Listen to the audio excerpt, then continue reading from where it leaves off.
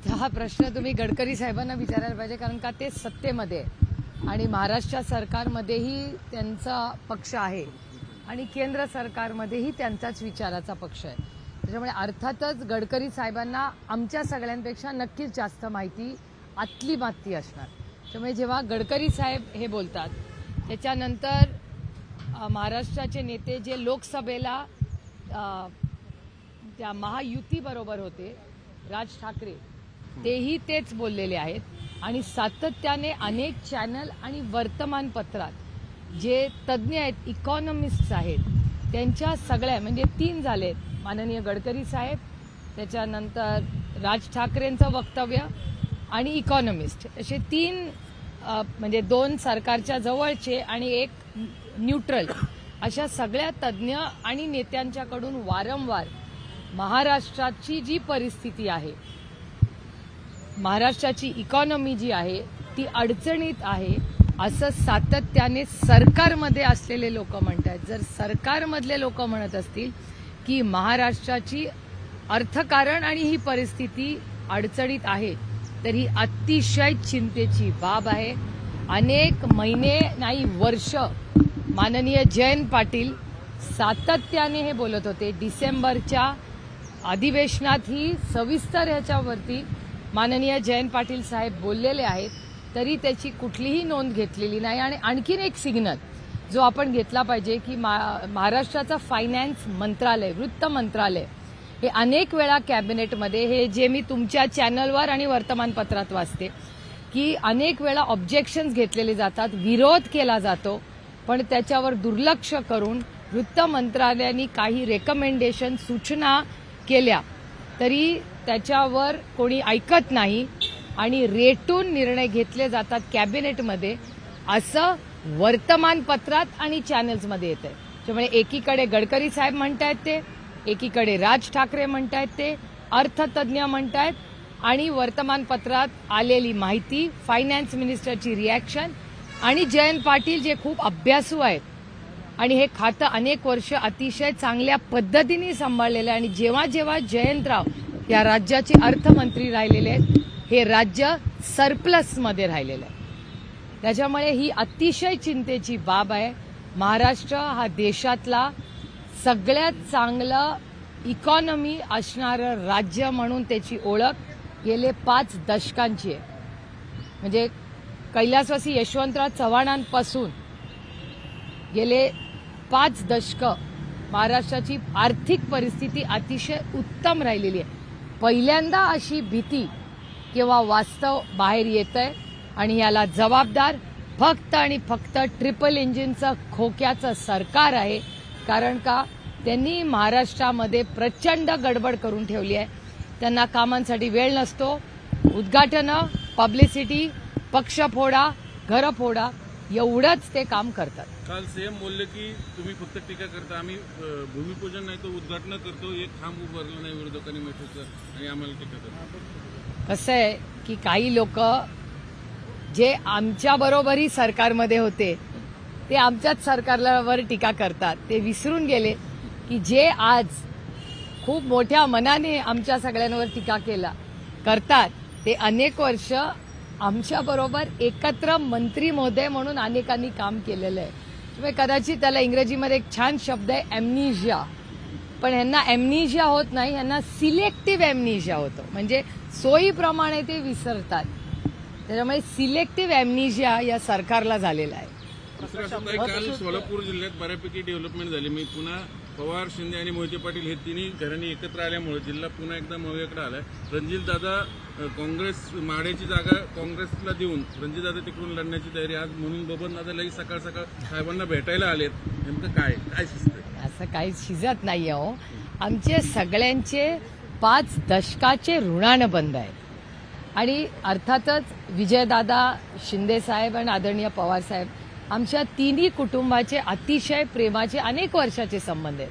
कधी राजकीय मतभेद झाले असतील, पण आम्ही वैयक्तिक संबंधात कधीही कटुता कोणीच आणू दिलेली नाही. तुमची स्टेटमेंट्स पहा सगळ्यांचे. त्यामुळे एक खूप म्हणजे महाराष्ट्र आणि काँग्रेसची संस्कृतीत लहानाचे मोठे झालेले अतिशय सुसंस्कृत असं राजकारण करणारे हे सगळे नेते आहेत. आणि काल ते सगळे एका व्यासपीठावर आले. रणजितदादांनी अनेक वर्ष आम्ही एकत्र रणजितदादांबरोबर काम केलेलं आहे.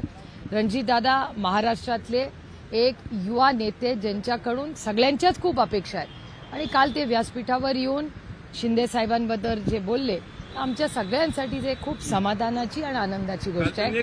आणि बबनदादा आज जे आदरणीय पवार साहेबांना भेटायला आलेले आहेत, बबनदादांचे आणि आमचे अतिशय कौटुंबिक संबंध अनेक दशकांचे आहेत आणि आदरणीय पवार साहेबांना भेटायला हे सगळे नेहमी येत असतात.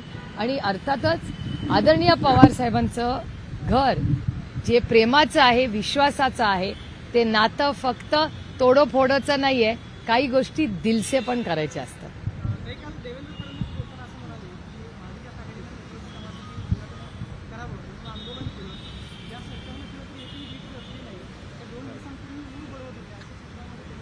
ठीक आहे. देवेंद्रजींना आता भ्रष्टाचार वगैरे असं आमच्यावर बोलायला काहीच राहिलं नाही ना. काय बोलणार? इतना तो हक बनता है देवेंद्रजी का. काहीतरी टीका करणार. ते विसरलेत की 2.5 वर्ष आमचंही सरकार होऊन गेलेलं आहे. पण ठीक आहे, मी तुम्हाला सांगितलं मगाशी तसं की या सरकारला सिलेक्टिव्ह एमनिशिया होतो वारंवार. त्याच्यामुळे ठीक आहे. ताई, वित्त विभागाचा विरोध असतानाही गिरीश महाजन आणि इंद्रनील नाईक यांच्या सूतगिरणीला काही कोट्यवधी शासनाने मंजूर केलेत. मला काय आश्चर्य वाटत नाही. नाही, शासन जे त्यांच्या बरोबर जातं, इन्कम टॅक्स, सीबीआय, ईडी किंवा आता जनमत त्यांच्या बरोबर नाहीये. म्हणजे इन्कम टॅक्स, सीबीआय, ईडी वाले त्यांना तोडायचं फोडायचं, नाहीतर त्यांना सरकारचा टॅक्स पेअरचा पैसा द्यायचा. हे जे बोलायला काहीच राहिलं नाही ना. काय बोलणार?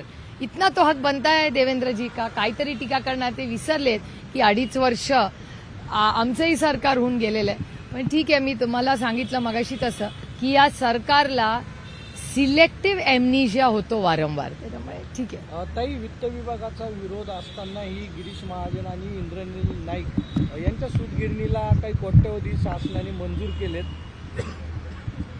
मला काय आश्चर्य वाटत नाही. नाही, शासन जे त्यांच्या बरोबर जातं, इन्कम टॅक्स, सीबीआय, ईडी किंवा आता जनमत त्यांच्या बरोबर नाहीये.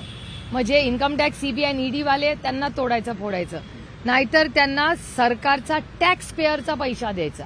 हे जे मेहरबान शब्द तुम्ही वापरला, माझा नाहीये, हा मीडियाचा शब्द आहे. की का मेहरबान आहेत? तर मेहरबान आहेत कारण का जनमत त्यांच्या बाजूनी नाही, लोक त्यांच्या बाजूनी नाहीत, म्हणून आता ते नेत्यांवर मेहरबान. हा तुमचा शब्द आहे, माझा नाही. हा वारंवार आपल्याला होताना दिसतोय. आणि वित्त मंत्रालय ही म्हणजे गेल्या काही दिवसाची एक स्टाईल झालेली आहे राज्यामध्ये, एक निर्णय प्रक्रिया की वित्त मंत्र्यांनी विरोध करायचा मंत्रालयानी आणि त्यानंतर कॅबिनेटनी त्याला ओव्हररूल करायचं. मुंबईमधली भूखंड असेल, पुण्यामधला भूखंड असेल, त्यानंतर नागपूरमधला भूखंड असेल, सूतगिरण्या असतील, हे सिलेक्टिव्हली साखर कारखान्यांना पण सिलेक्टिव्हली पैसे देतात. म्हणजे जर तुम्ही त्यांच्याबरोबर गेला, त्यांना मतदान केलं तर तुमको 100 खून माफ आहे. आणि तुम्ही विरोधी पक्षात असाल, विरोध म्हणजे काय, वैचारिक विरोध आहे, काही वैयक्तिक विरोध नाही. आणि वैयक्तिक विरोध नाही केला आणि वैचारिक विरोध केला, तुम्ही चांगले असला तरी तुम्हाला काही मिळणार नाही. तुमच्या बाजूनी जनमत असेल तरी तुम्हाला मिळणार. आता माझं आणि अमोलदादाचंच बघा ना. अमोलदादा आणि मी लोकप्रतिनिधी आहोत, लोकांनी निवडून आम्हाला पाठवलंय, तरी आम्हाला डीपीटीसीतून नाही पैसे मिळत. संग्राम थोपटेंचाही साखर कारखाना आहे, त्यांना नाही पैसे दिले. अशोक पवारांना कारखान्याला नाही पैसे दिले. ज्यांना दिले आम्हाला आनंदच आहे, त्यांना जरूर मदत करावी. पण मग सगळ्यांना वन साईज फिट्स ऑल. मग जो नियम कायदा तुम्ही बनवता, जर हा देश संविधानाने चालतो तर मग सगळे नियम कायदे सगळ्यांसाठी समान असले पाहिजेत. निमंत्रित आहे म्हणे तुम्ही, हक्क नाही तुमचं. काय दादा म्हणतात खासदार आमदारावर हक्क नाही, फक्त निमंत्रित आहे म्हणे. मी आता ठीक आहे, मग बाकी मग माझं तेच म्हणणं आहे ना, हा देश संविधानाने चालला पाहिजे. जर श्रीरंग भरणेंना मिळतंय आम्हाला आनंद आहे, पण जर श्रीरंग बारणेंना मिळत असेल आणि ते आमच्यासारखेच लोकशाही पद्धतीने निवडून आलेत, श्रीरंग बारणेंना मिळतंय, खूप छान आहे, आनंद आहे. पण मग शिरूर आणि बारामतीवर अन्याय का? शिरूर आणि बारामतीच्या मायबाप जनतेने काय चुकलं बाबा? दादाच बारामतीवर अन्याय करतात. आता data speaks louder than words. मी काय आरोप करत नाही, मी फॅक्ट्स तुमच्या समोर ठेवते की श्रीरंग भारडेंना जे दिलं जातं आम्हाला आनंद आहे, पण बारामती आणि शिरूरवर का हे सरकार नाराज आहे याचं उत्तर माझ्याकडे नाही. बारामती लोकांनी पाडलं म्हणून आता याचं उत्तर तुम्हाला ट्रिपल इंजिन खोके सरकारला विचारायला लागेल. मी कसं सांगू? सुनील तटकरे असं म्हटलेत की लोकसभेला आमचा वोट जो आहे तो भाजपला कन्वर्ट झाला नाही, मात्र आता ती परिस्थिती होणार नाही, आमचे मतही भाजपला जातील आणि भाजपची मतं आम्हाला येतील असं वाटतं का? मला नाही माहिती बाई, दुसरे के घर में क्यों जाकू मैं. ताई, एकीकडे आपण म्हणतो की महाराष्ट्रातले उद्योग बाहेर गेलेले आहेत आणि त्याच वेळेस काल उदय सामंत म्हणले की औद्योगिक क्षेत्रात FDIs मध्ये महाराष्ट्र नंबर 1 ला आले. हो, हे डेटा सारखा सांगत बसतात. फॅक्च्युअल काय आहे, आपण पुण्यात आहोत, पुण्याच्या चाकणमध्ये मोठी इन्व्हेस्टमेंट येणार होती की नाही 2 लाख कोटी रुपयाची, काय झाली त्याची इन्व्हेस्ट. हिंजवडीमध्ये पण इन्फ्रास्ट्रक्चरसाठी आम्ही किती पाठपण, मी स्वतः आठवड्याला हिंजवडीचा ट्रॅफिक सुधारावा याच्यासाठी सातत्याने पाठपुरावा करते का. आणि फक्त हिंजवडी नाही, संपूर्ण पुणे शहरामध्ये इन्फ्रास्ट्रक्चरचे प्रोजेक्ट ते सातत्याने करतात असं म्हणतात, पण बेसिक इन्फ्रास्ट्रक्चर मागच्याच आठवड्यात पुण्यामधल्या अनेक प्रोफेशनल लोकांनी एक मोठं आर्टिकल लिहिलं वर्तमानपत्रात की पुण्यामध्ये ट्रॅफिक असेल, पाणी असेल, तुंबणं असेल, पाणी, कचरा, इन्फ्रास्ट्रक्चर हे पूर्णपणे कोलॅप्स झाले. मी एकटी म्हणत नाहीये, पुणे शहरातले अनेक नागरिक जे प्रोफेशनल्स आहेत, काम करतायत, कुठल्याही राजकीय पक्षाबद्दल त्यांचं काही मत नाही असे लोक म्हणतात, कारण का ते रोज पुण्याच्या रस्त्यावर असतात, कामाला जातात, किती तासन तास लोक अडकून पडलेले असतात पुण्यामध्ये. हे दुर्दैव आहे. ताई, निवडणुकाच्या पार्श्वभूमीवरती धर्मवीर चित्रपट जो आहे तो आला आणि त्याच्यावर आता वाद सुरू झालाय. धर्मवीर आनंद दिघे साहेबांच्या मृत्यूची कारणं जी आहेत ती समोर येत आहेत, पण निवडणुकीच्या वेळेसच हे काय येतं. मला गंमत वाटते की हा सिनेमा आणि TV सिरियल नाहीये, ते Amazon, नेटफ्लिक्सवर बघायचं असतं. हे या देशाचं वास्तव आहे. आम्ही राजकारणात कशासाठी आलो तर पॉलिसी मेकिंगसाठी. पॉलिसीज अशा करायच्या, निर्णय असे करायचे की त्याच्यात मायबाप जनतेच्या आयुष्यात एक चांगला बदल घडवण्यासाठी. सिनेमा हा असलाच पाहिजे. सिनेमा ही एक इंडस्ट्री आहे आणि त्या इंडस्ट्रीमधून प्रचंड एम्प्लॉयमेंट होते. त्याच्यामुळे इंडस्ट्री म्हणून सिनेमाकडे आपण पाहिलंच पाहिजे, एंटरटेन म्हणून पाहिलं पाहिजे, करमणूक म्हणून पाहिलं पाहिजे. पण सिनेमा हे काय राजकारण होऊ शकत नाही ना. आणि जी घटना 23 वर्षापूर्वी झाली, तुम्ही इतके वर्ष सत्तेत राहिला, होम मिनिस्ट्री तुमच्याकडे, टेलिव्हिजनमध्ये तुमची नियत जर साफ असेल तर टेलिव्हिजनमध्ये बोलण्यापेक्षा तुम्ही जाऊन पोलीस कमिशनरकडे गेलं पाहिजे, किंवा तुमच्या कॅबिनेटमध्ये या राज्याचे होम मिनिस्टर येतात ना कॅबिनेटला, त्यांना सांगा, कंप्लेन करा, त्याच्यात काय. हर्षवर्धनच्या विरोधात मी यायच्या आधीच सगळे पक्षातले लोक गेले की आयात नको उमेदवार. मी खरं तर हर्षवर्धन यापूर्वी बोलून दाखवले की तू तरी घेऊ म्हणतात, मी त्यांची इच्छा आहे. नेमकं काय आहे नाही, काल मलाही आदरणीय पवार साहेबांना, इंदापूरचे सगळे आमचे सहकारी नेते पदाधिकारी पवार साहेबांना भेटले. ते मलाही काल संध्याकाळी भेटले. त्यांची एवढीच विनंती आहे की या महाराष्ट्राच्या मायबाप जनतेच्या आशीर्वादामुळे राष्ट्रवादी काँग्रेस पक्ष पण पाहिलंच पाहिजे, एंटरटेन म्हणून पाहिलं पाहिजे, करमणूक म्हणून पाहिलं पाहिजे. पण सिनेमा हे काय राजकारण होऊ शकत नाही ना. आणि जी घटना 23 वर्षापूर्वी झाली, तुम्ही इतके वर्ष सत्तेत राहिला, होम मिनिस्ट्री तुमच्याकडे, टेलिव्हिजनमध्ये तुमची नियत जर साफ असेल तर टेलिव्हिजनमध्ये बोलण्यापेक्षा तुम्ही जाऊन पोलीस कमिशनरकडे गेलं पाहिजे, किंवा तुमच्या कॅबिनेटमध्ये या राज्याचे होम मिनिस्टर येतात ना कॅबिनेटला, त्यांना सांगा, कंप्लेन करा, त्याच्यात काय. हर्षवर्धनच्या विरोधात मी यायच्या आधीच सगळे पक्षातले लोक गेले की आयात नको उमेदवार. मी खरं तर हर्षवर्धन यापूर्वी बोलून दाखवले की तू तरी घेऊ म्हणतात, मी त्यांची इच्छा आहे. नेमकं काय आहे. नाही, काल मलाही आदरणीय पवार साहेबांना, इंदापूरचे सगळे आमचे सहकारी नेते पदाधिकारी पवार साहेबांना भेटले. ते मलाही काल संध्याकाळी भेटले. त्यांची एवढीच विनंती आहे की या महाराष्ट्राच्या मायबाप जनतेच्या आशीर्वादामुळे राष्ट्रवादी काँग्रेस पक्ष आणि तुतारी वाजवणारा माणूस, जे आमचं चिन्ह आहे, तर तुतारी वाजवणारा माणूस हे चिन्ह घेऊन महाराष्ट्राच्या स्वाभिमानासाठी सगळ्यांनी लढावं अशी अनेक लोकांची इच्छा महाराष्ट्रात दिसते आणि ती तुमच्या चॅनल्सवरही वारंवार दिसते. त्याच्यामुळे इंदापूरमध्येही काही लोकांच्या भावना आहेत. राष्ट्रवादी काँग्रेस पक्ष हा पारदर्शकपणे नेत्यांचा पण आणि कार्यकर्त्यांचा आणि पदाधिकाऱ्यांचा मान सन्मान करून निर्णय घेणारा पक्ष आहे आणि लोकशाही पद्धतीने हा पक्ष चालतो. त्याच्यामुळे प्रत्येक जण येऊन नाही एंट्री असं नाही हो, एंट्री आणि एक्झिट असं नसतं. मी अनेक वेळा हे मी चॅनल्सवरही बोललेले आहे की हर्षवर्धन पाटील ज्यांना मी आदराने भाऊ म्हणते, हर्षवर्धन भाऊंचे आणि आमचे कौटुंबिक संबंध 6 दशकांचे आहेत आणि मी जोपर्यंत आहे तोपर्यंत ते प्रेमाने आदराने पाळलेच जातील.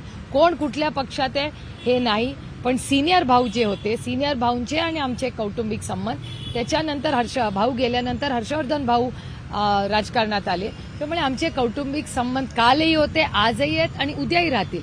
आता कोण काय निर्णय घेईल राजकीय ह्याचा आणि आमच्या कौटुंबिक संबंधाचा काहीही संबंध नाही. सुनील केदार यांनी एक असं वक्तव्य केलं आहे की 2 महिन्यांमध्ये महाविकास आघाडीचं सरकार येईल. मग आता जे IAS IPS अधिकारी भाजपसाठी काम करतायत त्यांना आम्ही सॅल्यूट मारायला लावू किंवा त्यांना आम्ही भाजपचा गणवेश घालायला लावू असं स्वरूपात. तुम्हाला सुनील केदारांचा तुम्हाला स्वभाव माहिती आहे, थोडा हसी मजाक इतका तो हक बद्दा आहे यार. काय झालंय, भारतीय जनता पक्षामध्ये हसणं मना आहे, त्याच्यामुळे थोडं पण कोणी हलकं फुलकं काय बोललं की तुम्ही लोक फार ते सिरियसली आणि मनाला लावून घेतात. मुख्यमंत्र्यांनी जो बंड पुकारला होता चित्रपटात मध्ये असं दाखवलं होतं हिंदुत्वासाठी तो बंड पुकारला, अशा पद्धतीनं मी तुम्हाला सांगू, मी सिनेमा हे करमणूक म्हणून बघते आणि राजकारण खूप गांभीर्याने करते. मी दोन्ही मिक्स नाही करत. Cinema is happiness and entertainment, ते काम नाही आहे, कुणाचंच नाही आहे. मग काय सिद्ध काय करायचं त्यांना मला कसं माहिती असेल. मी सिनेमा करमणूक आणि एंटरटेनमेंट म्हणून बघते. निर्मला सीतारामनवर FIR करावा असं कोर्टानेच म्हटलंय. ते इलेक्ट्रॉनिक बॉन्डचा विषय होता, आता त्यांची राजीनाम्याची मागणी पण होती. नाही, खूप धक्कादायक ती सगळी घटना आहे आणि नोव्हेंबरमध्ये जेव्हा पार्लमेंट सुरू होईल तेव्हा आमची पहिली मागणी सरकारमध्ये असेल की आम्हाला या सगळ्याची पारदर्शकपणे इन्क्वायरी झाली पाहिजे. कारण मलाही आश्चर्य वाटलं खरं तर. मला निर्मलाजींबद्दल अशी बातमी येईल असं माझ्या ध्यानीमनी कधी नव्हतं. कारण का निर्मलाजींना एक अतिशय सुसंस्कृत महिला म्हणून मीही अनेक वर्ष अतिशय जवळून पाहिलेलं आहे. त्यामुळे ज्या पद्धतीने हे जे मीडियामध्ये येत आहे हे माझ्यासाठी अतिशय वेदना देणारं आणि आश्चर्यचकित करणारं आहे. नरहरी झिरवळ हे मंत्रालयाच्या गेटवरती आजपासून आंदोलनासाठी बसत आहेत. त्यास म्हणतात की धनगर समाजाला एसटी प्रवर्गातून जे आरक्षण देण्याची मागणी केली जाते त्याला त्यांचा विरोध आहे. नरहरी झिरवळ हे सत्ताधारी पक्षाचे आमदार आहेत आणि ते काल मंत्रालयाच्या गेटवरती आंदोलन करतात. माझं म्हणणं आहे की जर सत्तेत असलेल्या आमदाराला जर रस्त्यावर उतरून आंदोलन करावं लागत असेल तर ह्याच्यावर मला पुढे काही बोलायची गरजच नाही आहे. आणि मला असं वाटतं झिरवळ साहेबांनी पहिली गाठ घेतली पाहिजे माननीय देवेंद्र फडणवीसांची. कारण का 10 वर्षापूर्वी आमचं बारामतीतलं घर आहे, त्या घराच्या बाहेर येऊन 10 वर्षापूर्वी देवेंद्र फडणवीसांनी भाषण केलं होतं की पहिल्या कॅबिनेटमध्ये धनगर समाजाला आरक्षण देऊ. त्यामुळे मी सातत्याने हे सांगते की धनगर, मराठा, लिंगायत, मुस्लिम आणि भटक्या विमुक्त समाजाच्या आरक्षणाच्या बाबतीत अतिशय फसवणूक कोणी केली असेल तर ती भारतीय जनता पक्षाने केलेली आहे. आणि झिरवळ साहेब जे आंदोलन करतायत मी पूर्ण त्यांच्या भावना समजू शकते, पण ह्याच्यातूनच दिसतंय तुम्हाला की महाराष्ट्र सरकारचा कारभार हा किती विस्कळीत आहे, ज्याच्यात सत्तेत असलेल्या आमदारालाही रस्त्यावर उतरावं लागतंय, त्याचं कोणीही ऐकत नाहीये. एक आदिवासी महाराष्ट्राचा सुपुत्र ज्याला हक्कासाठी लढावं लागतंय, हे सरकार इतकं निर्दयी आहे, निष्क्रिय आहे आणि असंवेदनशील आहे की त्यांना रस्त्यावर उतरावं लागतंय. माझं म्हणणं आहे की कुठलंही आरक्षण असेल, मराठा, धनगर, लिंगायत, मुस्लिम आणि भटक्या विमुक्तांची मागणी आहे. सगळ्यांच्या बाबतीत मी अनेक वेळा महाराष्ट्र सरकारला आणि तुम्हालाही चॅनलला सांगितलेलं आहे, आमची भूमिका आहे जे सत्तेत आहेत त्यांनी एक बिल आणावं, त्या बिलवर सगळे मिळून चर्चा करू आणि चर्चा करून जेव्हा मार्ग निघेल तेव्हा कुणाचंही सरकार असू दे, मग ते मोदी सरकार असू दे, एनडीए सरकार असू दे, काँग्रेसचं सरकार असू दे, युपीएचं सरकार असू दे, कुणाचंही सरकार असलं तरी आरक्षणाच्या बाबतीत मराठा, धनगर, लिंगायत, मुस्लिम आणि भटक्या विमुक्त समाजाच्या हक्कासाठी आणि आदिवासींच्या हक्कासाठी आम्ही ताकदीने जे सरकार असेल त्याच्याबरोबर उभं राहू. आम्ही त्याच्यात राजकारण कधी आणलं नाही आणि कधी आणणारही नाही. काही राजकीय ऍडजस्टमेंटसाठी निलेश राणे काहीतरी शिंदे सेनेत जाणार म्हणतात की गोवाची जागा. राजकीय ऍडजस्टमेंटसाठी निलेश राणे काहीतरी शिंदे सेनेत जाणार म्हणतात की गोवाची जागा. मला काही माहिती नाही बाबा. ताई, राज्य मंत्रिमंडळात चाललंय काय? कारण आपण पाहिलं होतं की बावनकुळेंच्या संस्थेला एक भूखंड देण्यात आला होता. त्याला वित्त विभागाने विरोध केला असं सांगितलं गेलं, पण भूखंड दिला गेला. आता गिरीश महाजनांशी संबंधित सूतगिरणीला पण तसंच अहो, रोजचाच झालंय. वित्तमंत्री म्हणजे मंत्रालय जे बॅकबोन असतं, बजेट शिवाय कुणाचं घर चालतं का इथे? बजेट हे सोल आहे, म्हणजे बॅकबोन आहे कुठल्यातरी सरकारचं.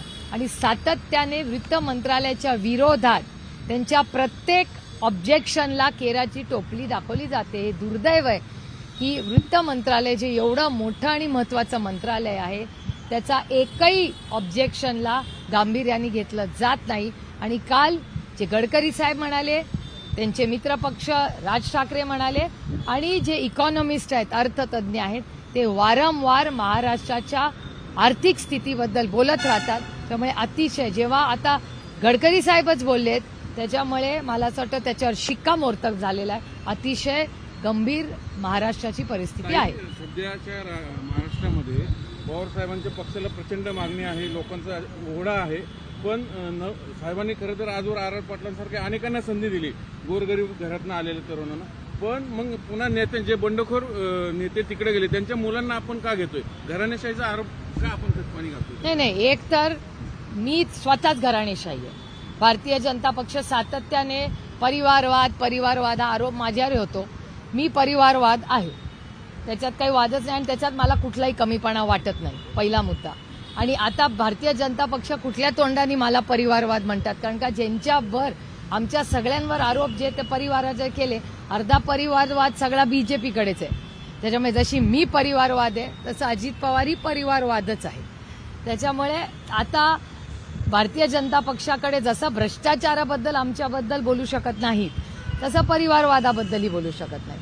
आणि हे खरं तर मी पुन्हा एकदा म्हणते की विनम्रपणे मी मायबाप जनतेच्या समोर महाराष्ट्राच्या नतमस्तक होते की 1 वर्षापूर्वी आमच्याकडे पक्ष चिन्ह काही नव्हतं, फकीर ते आम.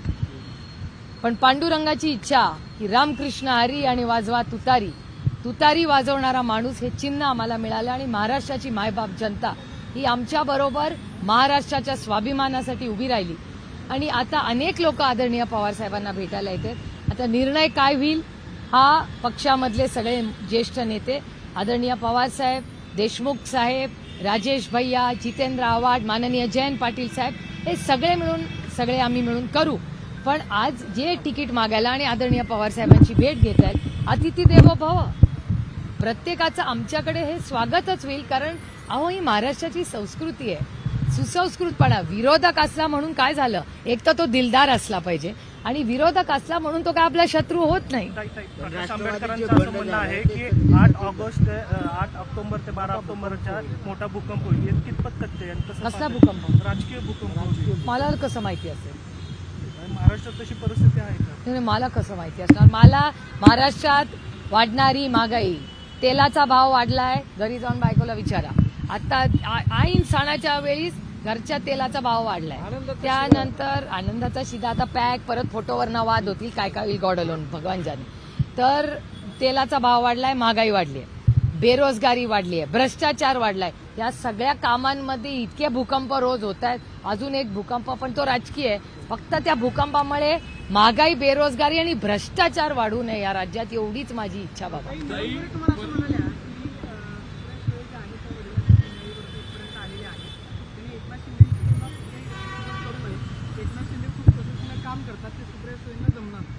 पण मी कधी एकनाथ शिंदेची केलीच नाहीये. मी कधीच केली नाही तुलना. मी कुणाचीच तुलना कुणाची करत नाही.